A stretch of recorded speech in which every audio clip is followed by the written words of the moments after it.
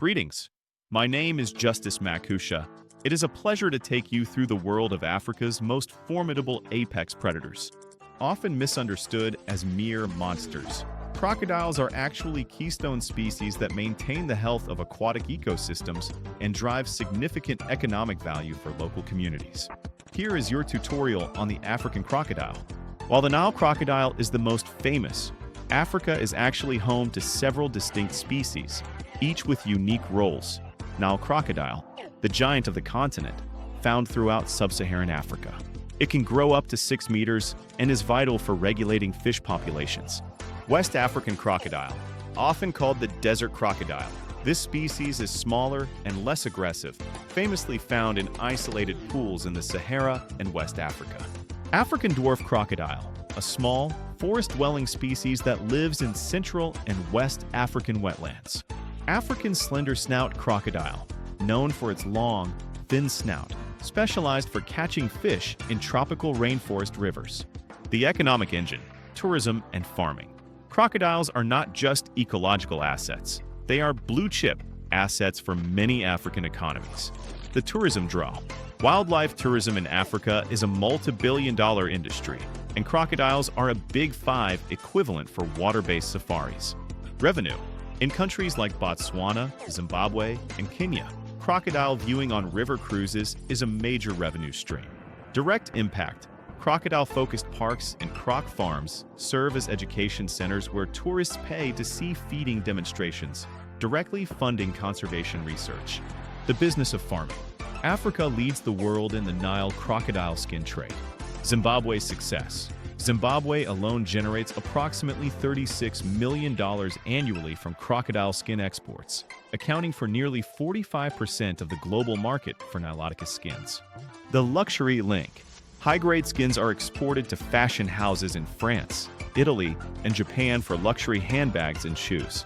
The conservation loophole. Regulated farming reduces the incentive to poach wild crocodiles. Under CITES regulations, many farms must release a percentage of hatchlings back into the wild to bolster local populations. Critical threats. Despite their prehistoric resilience, crocodiles face modern pressures that could lead to local extinctions. Habitat loss. The draining of wetlands for agriculture and the construction of dams disrupt nesting sites. Human-wildlife conflict. As human populations grow, crocodiles are often killed preemptively to protect livestock or people. Pollution. Runoff from mining and pesticides can accumulate in crocodiles, leading to steatitis and death. The bushmeat trade. In West and Central Africa, the dwarf crocodile is frequently hunted for meat, which is sold in local markets. How we conserve them. Conservation is about finding a balance between human safety and species survival. Community-based management. Giving local communities a stake in the crocodile business makes a live crocodile more valuable than a dead one. Ranching and restocking. Collecting eggs from the wild, hatching them in safe farm environments, and releasing juveniles back into the water once they are large enough to avoid most predators.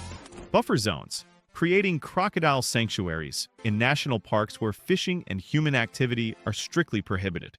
Conservationist tip. The best way to protect a predator is to protect its prey and its home. If the river is healthy, the crocodile is healthy. Across Africa, crocodiles are distributed according to their specialized habitat needs, ranging from the vast Nile River to hidden forest streams. The Big Four distribution map. Nile crocodile, the continent-wide giant. Found in almost every sub-Saharan country, from the Nile Delta in the north down to South Africa and across to Madagascar. Habitat preference. Large rivers, lakes, and estuaries. They are the kings of the open water. West African crocodile, the West and Central specialist, concentrated from Mauritania and Senegal in the west through Nigeria and east into Uganda and South Sudan. Habitat preference, forested wetlands and lagoons. Famous for surviving in sacred pools and Saharan caves. Slender-Snouted Crocodile, the Rainforest Resident, found in the equatorial belt of West and Central Africa. Habitat preference, high-canopy river systems, and dense forest interiors. They prefer shaded, moving water.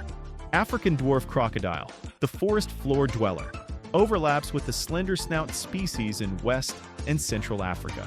Habitat preference: small, shallow streams, swamps, and seasonal pools inside tropical forests. Regional hotspots: the Nile Basin. The Murchison Falls in Uganda and Lake Turkana in Kenya hold some of the highest wild concentrations of Nile crocodiles in the world. The Zambezi and Chobe Rivers, a massive corridor for Nile crocodiles, spanning Zambia, Zimbabwe, and Botswana. This is the heart of crocodile-based water safaris. The Congo Basin. This is the biodiversity triple threat zone where you can find Nile, slender-snout, and dwarf crocodiles all within the same river system, though they partition themselves into different-sized waterways. The Sahel. In Mauritania, you find the rarest sight: desert crocodiles living in isolated mountain rock pools surrounded by sand, a remnant of a much wetter prehistoric Africa. Where to see them? If you are looking to support crocodile conservation through tourism, these locations are world leaders. Kruger National Park offers excellent viewing of Nile crocodiles in their natural river habitats. Victoria Falls/Zambezi River, home to both massive wild populations and ethical farming education centers. Bigilo Forest Park, one of the few places where you can easily see the West African dwarf crocodile in a protected environment. Thanks for watching. Make sure you follow my channel for more content.